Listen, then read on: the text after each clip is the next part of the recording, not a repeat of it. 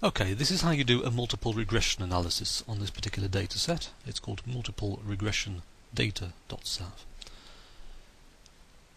Now this file contains two separate sets of data. The first one is in the first four columns, so we've got a depression score, which is a score out of 100, which rates how depressed somebody is. We've got their weekly income in pounds. We have the gender, male, female. Male is 0 and female is 1, and we have their chronological age measured in years. So what we want to do is see whether income, gender and age predict depression. So this is how we do it. We go up to Analyze, Regression.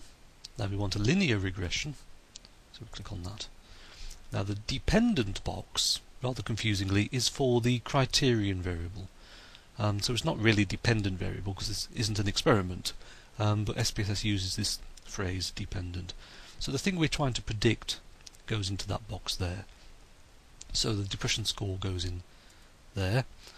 And the independents, well, these are the predictor variables. So we're trying to see whether age, gender and income predict depression score.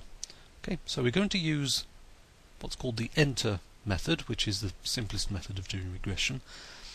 It just enters all three of these variables in at the same time and just sees which of them provide the best prediction of the variance in terms of the depression score.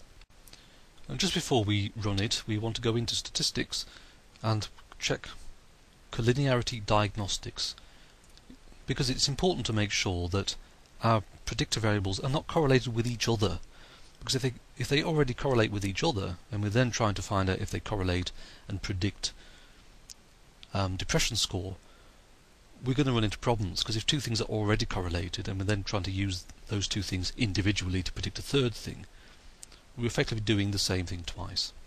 Okay, so we click Continue and OK.